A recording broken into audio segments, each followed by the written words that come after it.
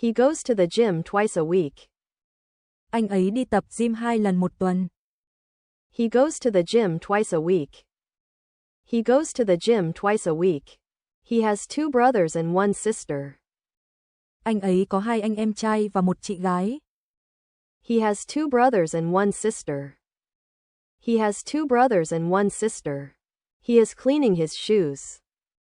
Anh ấy đang lau giày của mình. He is cleaning his shoes. He is cleaning his shoes. He is closing the door. Anh ấy đang đóng cửa. He is closing the door. He is closing the door. He is drinking coffee. Anh ấy đang uống cà phê. He is drinking coffee. He is drinking coffee. He is eating noodles. Anh ấy đang ăn mì. He is eating noodles. He is eating noodles. He is fixing his bike. Anh ấy đang sửa xe đạp. He is fixing his bike. He is fixing his bike. He is good at playing the guitar. Anh ấy chơi guitar rất giỏi. He is good at playing the guitar. He is good at playing the guitar. He is opening the window. Anh ấy đang mở cửa sổ. He is opening the window. He is opening the window. He is painting a car. Anh ấy đang sơn xe. He is painting a car. He is painting a car. He is playing the drums. Anh ấy đang chơi trống. He is playing the drums. He is playing the drums. He is reading a map. Anh ấy đang đọc bản đồ. He is reading a map. He is reading a map. He is reading a newspaper in the park. Anh ấy đang đọc báo trong công viên. He is reading a newspaper in the park. He is reading a newspaper in the park. He is running in the park. Anh ấy đang chạy trong công viên. He is running in the park. He is running in the park. He is standing at the bus stop. Anh ấy đang đứng ở trạm xe buýt. He is standing at the bus stop. He is standing at the bus stop. He is studying for the test now. Anh ấy đang học cho kỳ thi bây giờ. He is studying for the test now. He is studying for the test now. He is washing his face.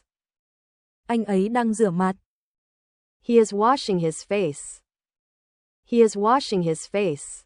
He is washing his hands. Anh ấy đang rửa tay. He is washing his hands. He is washing his hands. He is watching birds in the garden. Anh ấy đang ngắm chim trong vườn. He is watching birds in the garden. He is watching birds in the garden. He is watering the flowers.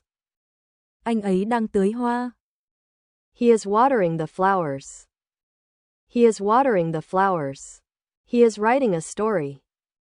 Anh ấy đang viết một câu chuyện. He is writing a story. He is writing a story. He likes to read the newspaper. Anh ấy thích đọc báo. He likes to read the newspaper. He likes to read the newspaper. He often goes to the library on weekends. Anh ấy thường đến thư viện vào cuối tuần. He often goes to the library on weekends. He often goes to the library on weekends. He sometimes plays computer games. Thỉnh thoảng anh ấy chơi trò chơi điện tử. He sometimes plays computer games. He sometimes plays computer games. He usually wears a blue jacket. Anh ấy thường mặc một chiếc áo khoác xanh. He usually wears a blue jacket. He usually wears a blue jacket. I always brush my teeth before bed. Tôi luôn đánh răng trước khi ngủ. I always brush my teeth before bed.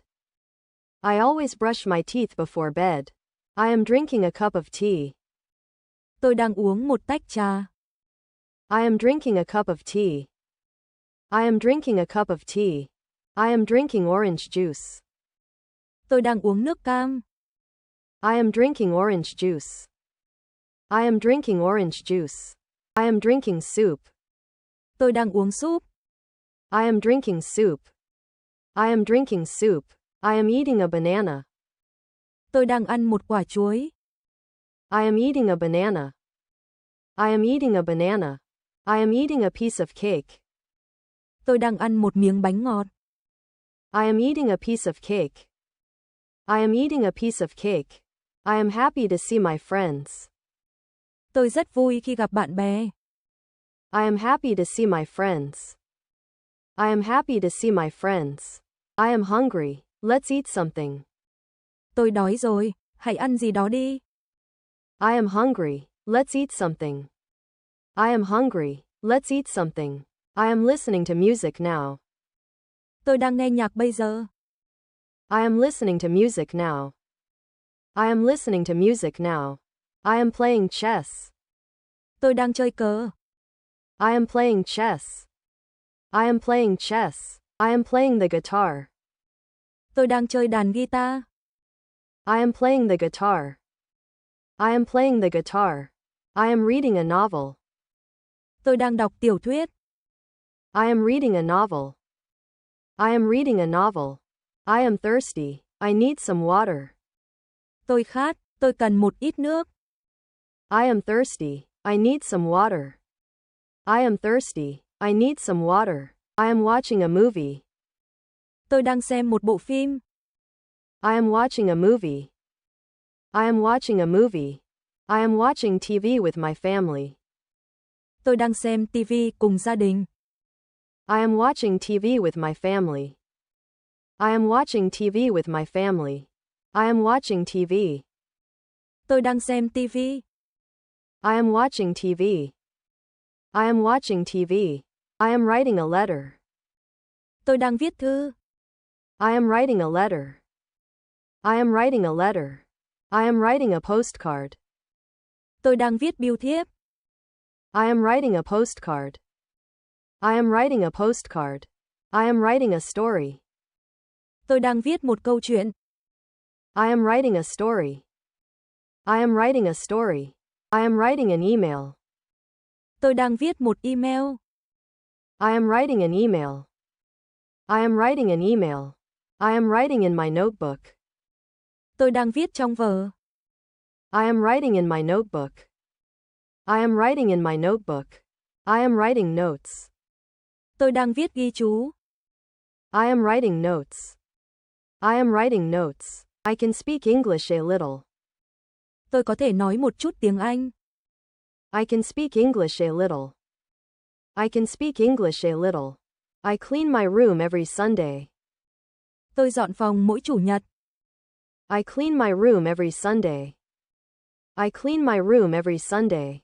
I eat lunch at the school cafeteria. Tôi ăn trưa ở canteen trường. I eat lunch at the school cafeteria. I eat lunch at the school cafeteria. I get up at 7 every morning. Tôi dậy lúc 7 giờ mỗi sáng. I get up at 7 every morning. I get up at 7 every morning. I like apples more than oranges. Tôi thích táo hơn cam. I like apples more than oranges. I like apples more than oranges. I like to watch movies at home. Tôi thích xem phim ở nhà. I like to watch movies at home. I like to watch movies at home. I need a new pair of shoes. Tôi cần một đôi giày mới. I need a new pair of shoes. I need a new pair of shoes. I often visit my grandparents on Sunday. Tôi thường thăm ông bà vào chủ nhật. I often visit my grandparents on Sunday. I often visit my grandparents on Sunday. I read a book before I sleep. Tôi đọc sách trước khi ngủ. I read a book before I sleep. I read a book before I sleep. I sometimes eat breakfast at a cafe.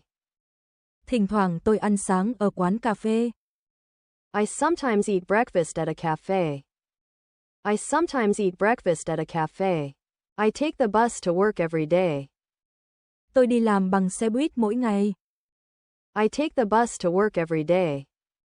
I take the bus to work every day. I usually drink tea in the morning. Tôi thường uống trà vào buổi sáng. I usually drink tea in the morning. I usually drink tea in the morning. I usually go to bed at 11. Tôi thường đi ngủ lúc 11 giờ. I usually go to bed at 11. I usually go to bed at 11. I usually take a walk after dinner. Tôi thường đi dạo sau bữa tối.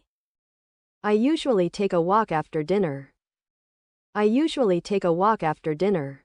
I usually walk to school. Tôi thường đi bộ đến trường. I usually walk to school. I usually walk to school. I want a cup of coffee, please. Làm ơn cho tôi một cốc cà phê. I want a cup of coffee, please. I want a cup of coffee, please. I want to buy a new computer. Tôi muốn mua một máy tính mới. I want to buy a new computer. I want to buy a new computer. I want to travel to Japan next year. Tôi muốn đi du lịch Nhật Bản vào năm sau. I want to travel to Japan next year. I want to travel to Japan next year. I write emails every day. Tôi viết email mỗi ngày. I write emails every day. I write emails every day. My best friend is very kind. Bạn thân nhất của tôi rất tốt bụng. My best friend is very kind. My best friend is very kind. My brother is fixing his bike. Em trai tôi đang sửa xe đạp. My brother is fixing his bike. My brother is fixing his bike. My brother is listening to the radio. Em trai tôi đang nghe radio. My brother is listening to the radio. My brother is listening to the radio. My brother is painting the wall. Em trai tôi đang sơn tường. My brother is painting the wall. My brother is painting the wall. My brother is playing basketball. Em trai tôi đang chơi bóng rổ. My brother is playing basketball. My brother is playing basketball. My brother is playing chess. Em trai tôi đang chơi cờ. My brother is playing chess. My brother is playing chess. My brother is playing the guitar. Em trai tôi đang chơi đàn guitar. My brother is playing the guitar. My brother is playing the guitar. My brother is riding a bicycle. Em trai tôi đang đi xe đạp. My brother is riding a bicycle. My brother is riding a bicycle. My brother is running fast. Em trai tôi đang chạy nhanh. My brother is running fast. My brother is running fast. My brother is studying English. Em trai tôi đang học tiếng Anh. My brother is studying English. My brother is studying English. My brother is watching TV. Em trai tôi đang xem TV. My brother is watching TV. My brother is watching TV. My brother is writing a letter. Em trai tôi đang viết thư. My brother is writing a letter. My brother is writing a letter. My brother is writing a poem. Em trai tôi đang viết thơ. My brother is writing a poem. My brother is writing a poem. My brother likes to play soccer after school. Em trai tôi thích chơi bóng đá sau giờ học. My brother likes to play soccer after school. My brother likes to play soccer after school. My father drives to work every morning. Bố tôi lái xe đi làm mỗi sáng. My father drives to work every morning. My father drives to work every morning. My father is cooking breakfast. Bố tôi đang nấu bữa sáng. My father is cooking breakfast. My father is cooking breakfast. My father is driving a car. Bố tôi đang lái xe. My father is driving a car. My father is driving a car. My father is fixing the door. Bố tôi đang sửa cửa. My father is fixing the door. My father is fixing the door. My father is reading the newspaper. Bố tôi đang đọc báo. My father is reading the newspaper. My father is reading the newspaper. My father is watching a movie. Bố tôi đang xem phim. My father is watching a movie. My father is watching a movie. My father is watching sports. Bố tôi đang xem thể thao. My father is watching sports. My father is watching sports. My father is watching the news. Bố tôi đang xem tin tức. My father is watching the news. My father is watching the news. My father reads a book every night. Bố tôi đọc sách mỗi tối. My father reads a book every night. My father reads a book every night. My friend likes swimming in the sea. Bạn tôi thích bơi ở biển. My friend likes swimming in the sea. My friend likes swimming in the sea. My mother cooks very well. Mẹ tôi nấu ăn rất ngon. My mother cooks very well. My mother cooks very well. My mother drinks coffee every morning. Mẹ tôi uống cà phê mỗi sáng. My mother drinks coffee every morning. My mother drinks coffee every morning. My mother is cooking rice. Mẹ tôi đang nấu cơm. My mother is cooking rice. My mother is cooking rice. My sister is drawing a flower. Em gái tôi đang vẽ một bông hoa. My sister is drawing a flower. My sister is drawing a flower. My sister is drawing a picture. Em gái tôi đang vẽ tranh. My sister is drawing a picture. My sister is drawing a picture. My sister is drinking milk. Em gái tôi đang uống sữa. My sister is drinking milk. My sister is drinking milk. My sister is playing the piano. Em gái tôi đang chơi đàn piano. My sister is playing the piano. My sister is playing the piano. My sister is playing the violin. Em gái tôi đang chơi đàn violin. My sister is playing the violin. My sister is playing the violin. My sister is reading a poem. Em gái tôi đang đọc một bài thơ. My sister is reading a poem. My sister is reading a poem. My sister is swimming in the pool. Em gái tôi đang bơi trong hồ bơi. My sister is swimming in the pool. My sister is swimming in the pool. My sister is watching a movie. Em gái tôi đang xem phim. My sister is watching a movie. My sister is watching a movie. My sister is watching TV. Em gái tôi đang xem TV. My sister is watching TV. My sister is watching TV. My sister is writing homework. Em gái tôi đang làm bài tập. My sister is writing homework. My sister is writing homework. My sister is writing in her diary. Em gái tôi đang viết nhật ký. My sister is writing in her diary. My sister is writing in her diary. My sister listens to music every day. Em gái tôi nghe nhạc mỗi ngày. My sister listens to music every day. My sister listens to music every day. She always carries an umbrella. Cô ấy luôn mang theo ô. She always carries an umbrella. She always carries an umbrella. She is afraid of big dogs.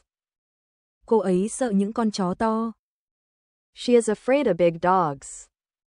She is afraid of big dogs. She is baking cookies. Cô ấy đang nướng bánh quy. She is baking cookies. She is baking cookies.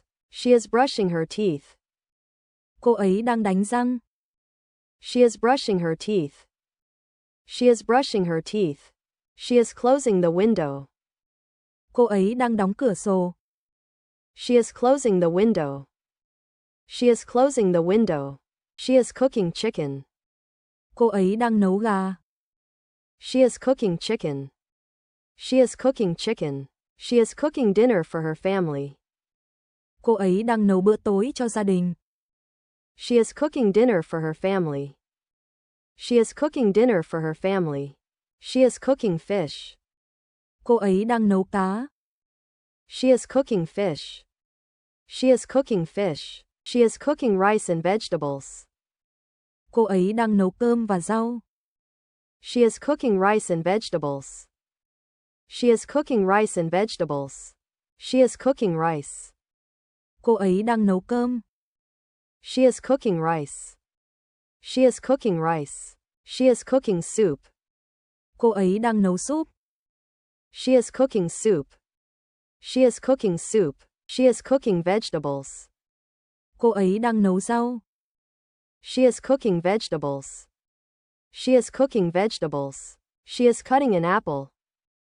Cô ấy đang cắt một quả táo. She is cutting an apple. She is cutting an apple. She is drinking a cup of tea. Cô ấy đang uống một tách trà. She is drinking a cup of tea. She is drinking a cup of tea. She is drinking a cup of water. Cô ấy đang uống một cốc nước. She is drinking a cup of water. She is drinking a cup of water. She is drinking a glass of milk. Cô ấy đang uống một ly sữa. She is drinking a glass of milk. She is drinking a glass of milk. She is drinking coffee. Cô ấy đang uống cà phê. She is drinking coffee. She is drinking coffee. She is drinking hot tea. Cô ấy đang uống trà nóng. She is drinking hot tea. She is drinking hot tea. She is drinking juice. Cô ấy đang uống nước trái cây. She is drinking juice. She is drinking juice. She is drinking lemonade. Cô ấy đang uống nước chanh. She is drinking lemonade. She is drinking lemonade. She is drinking milk. Cô ấy đang uống sữa. She is drinking milk. She is drinking milk. She is drinking orange juice.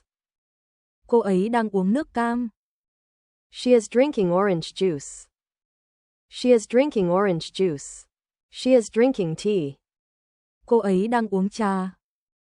She is drinking tea. She is drinking tea. She is drinking water. Cô ấy đang uống nước. She is drinking water. She is drinking water. She is eating noodles. Cô ấy đang ăn mì. She is eating noodles. She is eating noodles. She is feeding the cat. Cô ấy đang cho mèo ăn. She is feeding the cat. She is feeding the cat. She is looking at flowers. Cô ấy đang ngắm hoa. She is looking at flowers. She is looking at flowers. She is opening a book. Cô ấy đang mở một cuốn sách. She is opening a book. She is opening a book. She is opening a gift. Cô ấy đang mở một món quà. She is opening a gift. She is opening a gift. She is opening her bag. Cô ấy đang mở túi của mình. She is opening her bag. She is opening her bag. She is painting a picture. Cô ấy đang vẽ tranh.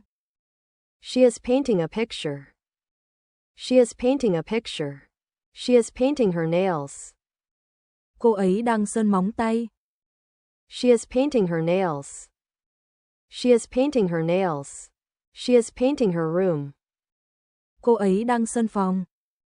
She is painting her room. She is painting her room. She is playing the guitar. Cô ấy đang chơi đàn guitar. She is playing the guitar. She is playing the guitar. She is playing the piano. Cô ấy đang chơi đàn piano. She is playing the piano. She is playing the piano. She is playing with her cat. Cô ấy đang chơi với con mèo. She is playing with her cat. She is playing with her cat. She is reading a comic book. Cô ấy đang đọc truyện tranh. She is reading a comic book. She is reading a comic book. She is reading a letter. Cô ấy đang đọc một bức thư. She is reading a letter. She is reading a letter. She is reading a newspaper now. Cô ấy đang đọc báo bây giờ. She is reading a newspaper now. She is reading a newspaper now. She is reading a poem. Cô ấy đang đọc thơ. She is reading a poem. She is reading a poem. She is reading a storybook. Cô ấy đang đọc sách truyện. She is reading a storybook. She is reading a storybook. She is reading in the library. Cô ấy đang đọc sách trong thư viện. She is reading in the library. She is reading in the library. She is singing a song. Cô ấy đang hát một bài hát. She is singing a song. She is singing a song.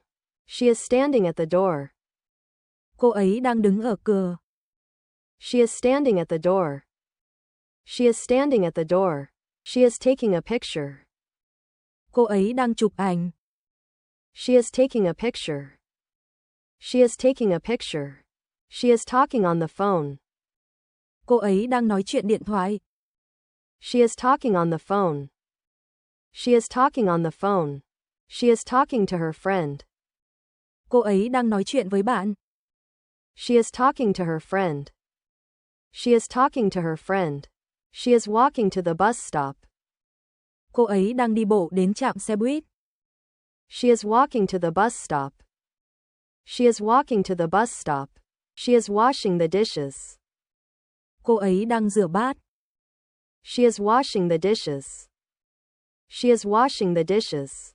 She is watching TV. Cô ấy đang xem TV.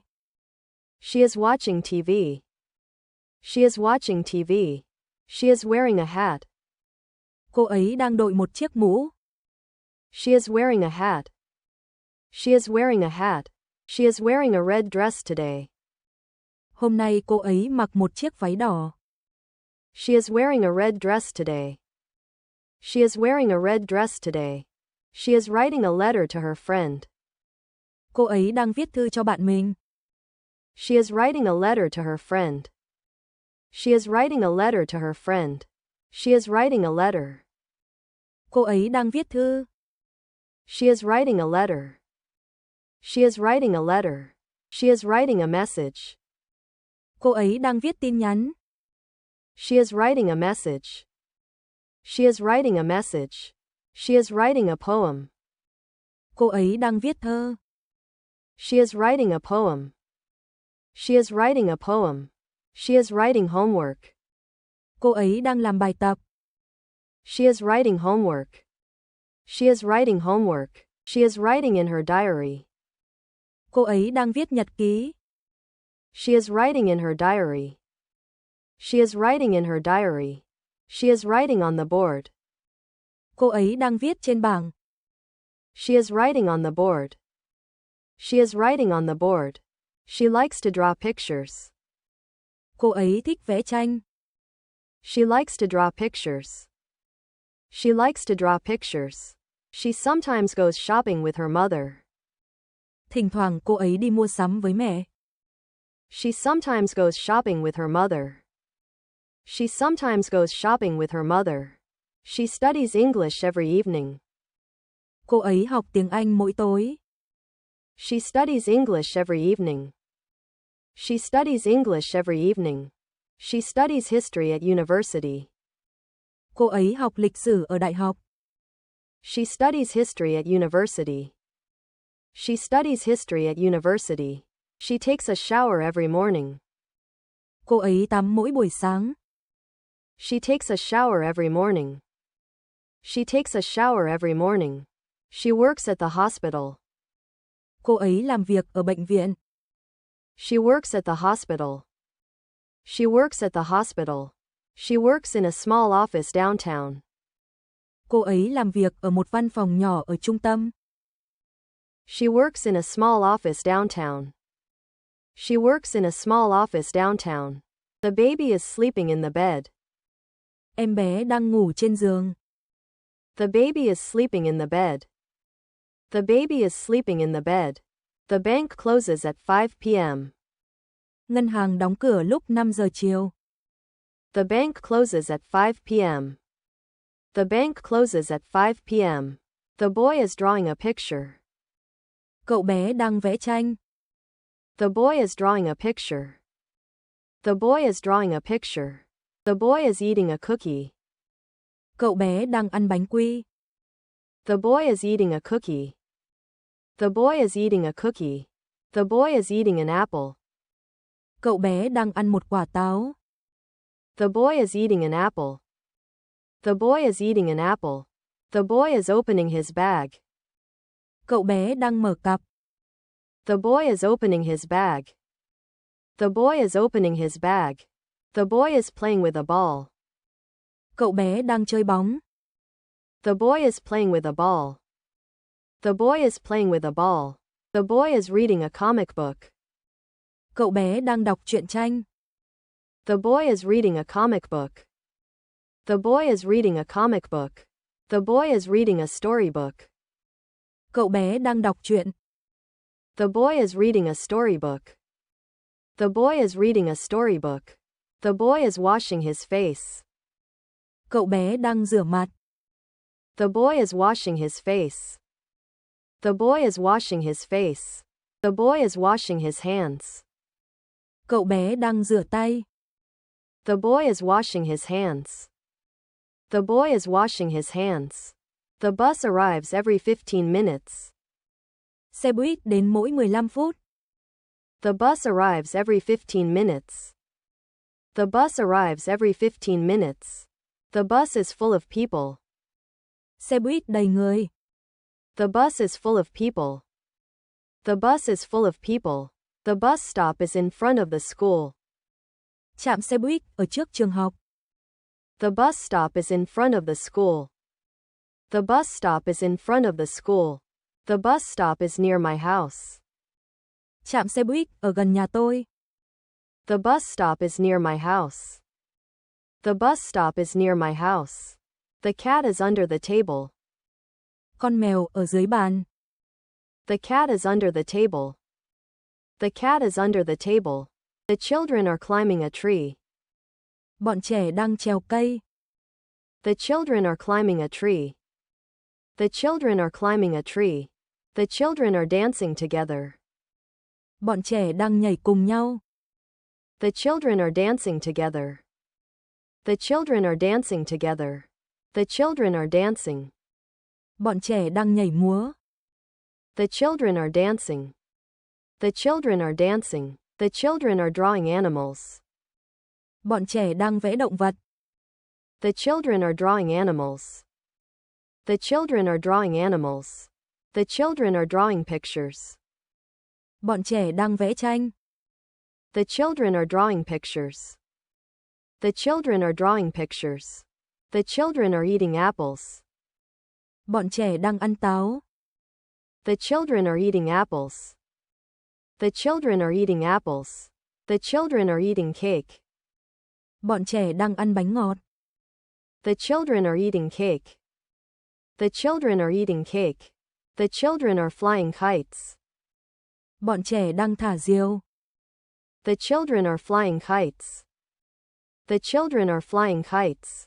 The children are jumping. Bọn trẻ đang nhảy. The children are jumping. The children are jumping. The children are painting pictures. Bọn trẻ đang vẽ tranh. The children are painting pictures.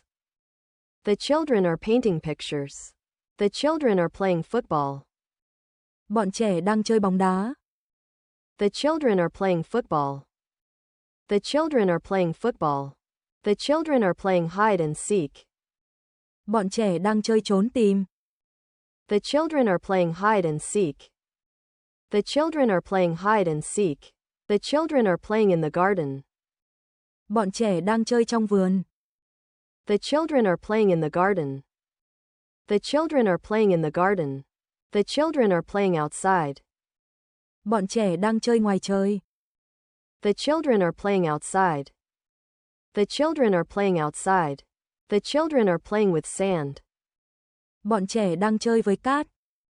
The children are playing with sand. The children are playing with sand. The children are playing with toys. Bọn trẻ đang chơi đồ chơi. The children are playing with toys. The children are playing with toys. The children are reading books. Bọn trẻ đang đọc sách. The children are reading books. The children are reading books. The children are reading loudly. Bọn trẻ đang đọc sách to tiếng. The children are reading loudly. The children are reading loudly. The children are running in the park. Bọn trẻ đang chạy trong công viên. The children are running in the park. The children are running in the park. The children are singing a song. Bọn trẻ đang hát một bài hát. The children are singing a song. The children are singing a song. The children are singing together. Bọn trẻ đang hát cùng nhau. The children are singing together. The children are singing together. The children are singing. Bọn trẻ đang hát. The children are singing. The children are singing. The children are studying math. Bọn trẻ đang học toán. The children are studying math. The children are studying math. The children are swimming in the pool. Bọn trẻ đang bơi trong hồ bơi. The children are swimming in the pool. The children are swimming in the pool. The children go to bed at 9. Bọn trẻ đi ngủ lúc 9 giờ. The children go to bed at 9. The children go to bed at 9. The dog is sleeping on the sofa. Con chó đang ngủ trên ghế sofa. The dog is sleeping on the sofa. The dog is sleeping on the sofa. The dog is very friendly. Con chó rất thân thiện. The dog is very friendly. The dog is very friendly. The girl is dancing on the stage. Cô bé đang nhảy trên sân khấu. The girl is dancing on the stage. The girl is dancing on the stage. The girl is drawing a tree. Cô bé đang vẽ một cái cây. The girl is drawing a tree. The girl is drawing a tree. The girl is drinking juice. Cô bé đang uống nước trái cây. The girl is drinking juice. The girl is drinking juice. The girl is drinking orange juice. Cô bé đang uống nước cam. The girl is drinking orange juice. The girl is drinking orange juice. The girl is eating a banana. Cô bé đang ăn một quả chuối. The girl is eating a banana. The girl is eating a banana. The girl is eating bread. Cô bé đang ăn bánh mì. The girl is eating bread. The girl is eating bread. The girl is listening to music. Cô bé đang nghe nhạc. The girl is listening to music. The girl is listening to music. The girl is looking at the moon. Cô bé đang ngắm trăng. The girl is looking at the moon. The girl is looking at the moon. The girl is looking at the stars. Cô bé đang ngắm sao. The girl is looking at the stars. The girl is looking at the stars. The girl is playing the piano. Cô bé đang chơi đàn piano. The girl is playing the piano. The girl is playing the piano. The girl is playing with a doll. Cô bé đang chơi búp bê. The girl is playing with a doll. The girl is playing with a doll. The girl is playing with her dog. Cô bé đang chơi với con chó. The girl is playing with her dog. The girl is playing with her dog. The girl is reading a letter. Cô bé đang đọc một bức thư. The girl is reading a letter. The girl is reading a letter. The girl is reading a newspaper. Cô bé đang đọc báo. The girl is reading a newspaper. The girl is reading a newspaper. The girl is singing on the stage. Cô bé đang hát trên sân khấu. The girl is singing on the stage. The girl is singing on the stage. The man is closing the window. Người đàn ông đang đóng cửa sổ. The man is closing the window. The man is closing the window. The man is cooking soup. Người đàn ông đang nấu súp. The man is cooking soup. The man is cooking soup. The man is drinking tea. Người đàn ông đang uống trà. The man is drinking tea. The man is drinking tea. The man is eating noodles. Người đàn ông đang ăn mì. The man is eating noodles. The man is eating noodles. The man is fixing his bike.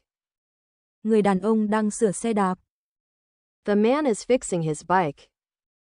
The man is fixing his bike. The man is opening a book. Người đàn ông đang mở một cuốn sách. The man is opening a book. The man is opening a book. The man is opening the door. Người đàn ông đang mở cửa. The man is opening the door. The man is opening the door. The man is painting the wall. Người đàn ông đang sơn tường. The man is painting the wall. The man is painting the wall. The man is reading a magazine. Người đàn ông đang đọc tạp chí. The man is reading a magazine. The man is reading a magazine. The man is washing his car. Người đàn ông đang rửa xe. The man is washing his car. The man is washing his car. The man is washing his hands. Người đàn ông đang rửa tay. The man is washing his hands. The man is washing his hands. The movie starts at 8 o'clock. Bộ phim bắt đầu lúc 8 giờ. The movie starts at 8 o'clock. The movie starts at 8 o'clock. The restaurant opens at 10 o'clock. Nhà hàng mở cửa lúc 10 giờ. The restaurant opens at 10 o'clock. The restaurant opens at 10 o'clock. The shop opens at 9 in the morning. Cửa hàng mở cửa lúc 9 giờ sáng. The shop opens at 9 in the morning. The shop opens at 9 in the morning. The shop sells many kinds of fruit. Cửa hàng bán nhiều loại trái cây. The shop sells many kinds of fruit. The shop sells many kinds of fruit. The store sells bread and milk. Cửa hàng bán bánh mì và sữa. The store sells bread and milk. The store sells bread and milk. The students are reading together. Học sinh đang đọc sách cùng nhau. The students are reading together. The students are reading together. The students are talking in the classroom. Các học sinh đang nói chuyện trong lớp. The students are talking in the classroom. The students are talking in the classroom. The sun rises in the east. Mặt trời mọc ở hướng đông. The sun rises in the east.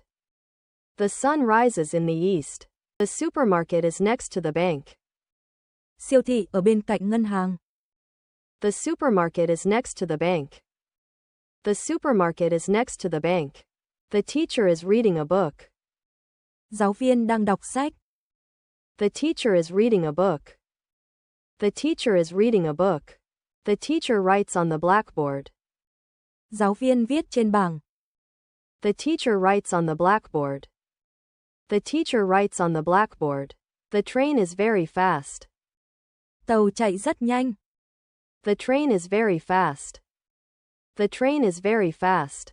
The train leaves at 9:30. Tàu rời đi lúc 9 giờ 30. The train leaves at 9:30. The train leaves at 9:30. The weather is hot in summer. Thời tiết nóng vào mùa hè. The weather is hot in summer. The weather is hot in summer. They are cleaning the classroom. Họ đang dọn dẹp lớp học. They are cleaning the classroom. They are cleaning the classroom. They are drinking lemonade. Họ đang uống nước chanh. They are drinking lemonade. They are drinking lemonade. They are eating dinner. Họ đang ăn tối. They are eating dinner. They are eating dinner. They are fishing at the lake. Họ đang câu cá ở hồ. They are fishing at the lake. They are fishing at the lake. They are playing basketball. Họ đang chơi bóng rổ. They are playing basketball. They are playing basketball.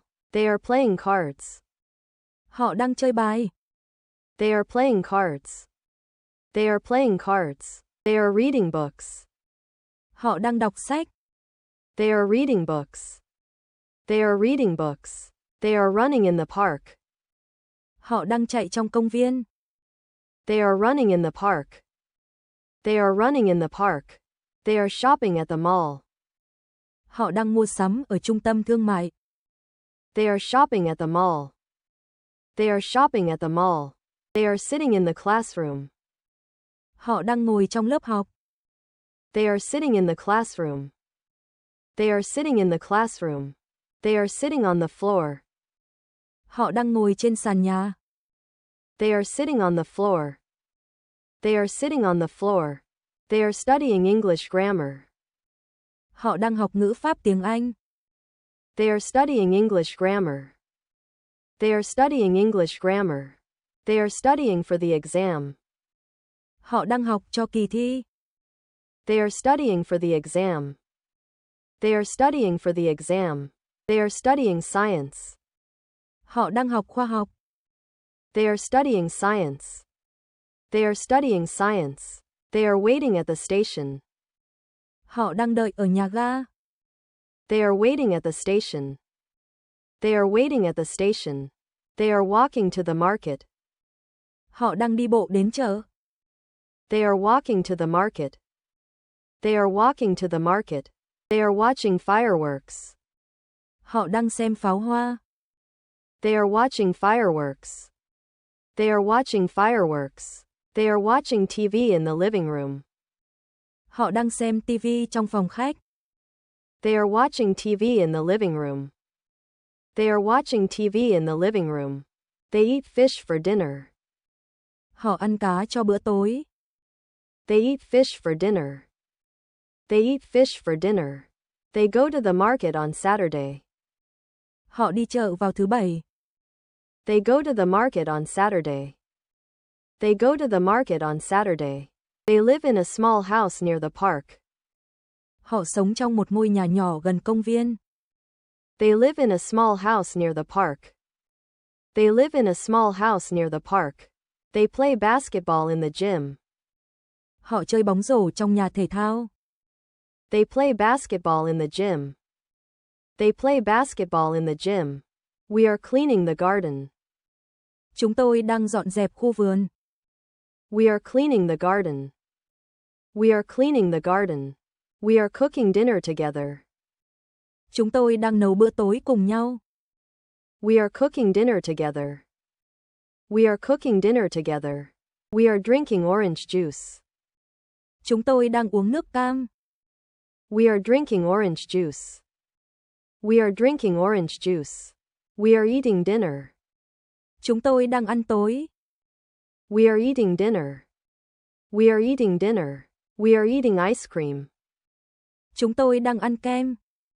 We are eating ice cream. We are eating ice cream. We are going to the park. Chúng tôi đang đi đến công viên. We are going to the park. We are going to the park. We are learning English and math. Chúng tôi đang học tiếng Anh và toán. We are learning English and math.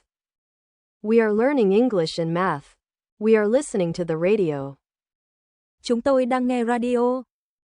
We are listening to the radio. We are listening to the radio. We are opening our books. Chúng tôi đang mở sách. We are opening our books. We are opening our books. We are playing basketball. Chúng tôi đang chơi bóng rổ. We are playing basketball. We are playing basketball. We are reading a newspaper. Chúng tôi đang đọc báo. We are reading a newspaper. We are reading a newspaper. We are running in the playground. Chúng tôi đang chạy trong sân chơi. We are running in the playground. We are running in the playground. We are studying at school. Chúng tôi đang học ở trường. We are studying at school. We are studying at school. We are studying English together. Chúng tôi đang học tiếng Anh cùng nhau. We are studying English together. We are studying English together. We are visiting the museum. Chúng tôi đang tham quan bảo tàng. We are visiting the museum. We are visiting the museum. We are waiting for the teacher. Chúng tôi đang đợi thầy cô giáo. We are waiting for the teacher. We are waiting for the teacher. We are walking to school. Chúng tôi đang đi bộ đến trường. We are walking to school. We are walking to school. We eat breakfast at 7 o'clock. Chúng tôi ăn sáng lúc 7 giờ. We eat breakfast at 7 o'clock. We eat breakfast at 7 o'clock. We eat lunch at 12 o'clock. Chúng tôi ăn trưa lúc 12 giờ. We eat lunch at 12 o'clock. We eat lunch at 12 o'clock. We eat rice every day. Chúng tôi ăn cơm mỗi ngày. We eat rice every day. We eat rice every day. We have a meeting this afternoon. Chúng tôi có cuộc họp chiều nay. We have a meeting this afternoon. We have a meeting this afternoon. We have classes from Monday to Friday. Chúng tôi học từ thứ Hai đến thứ Sáu. We have classes from Monday to Friday. We have classes from Monday to Friday. We have dinner at home every night. Chúng tôi ăn tối ở nhà mỗi tối. We have dinner at home every night. We have dinner at home every night. We need water to live. Chúng tôi cần nước để sống. We need water to live. We need water to live. We often eat lunch together. Chúng tôi thường ăn trưa cùng nhau. We often eat lunch together. We often eat lunch together. We sometimes go shopping on Saturday. Thỉnh thoảng chúng tôi đi mua sắm vào thứ Bảy. We sometimes go shopping on Saturday. We sometimes go shopping on Saturday. We sometimes play games after dinner. Thỉnh thoảng chúng tôi chơi trò chơi sau bữa tối. We sometimes play games after dinner. We sometimes play games after dinner. We usually eat dinner at 7 p.m. Chúng tôi thường ăn tối lúc 7 giờ tối. We usually eat dinner at 7 p.m. We usually eat dinner at 7 p.m.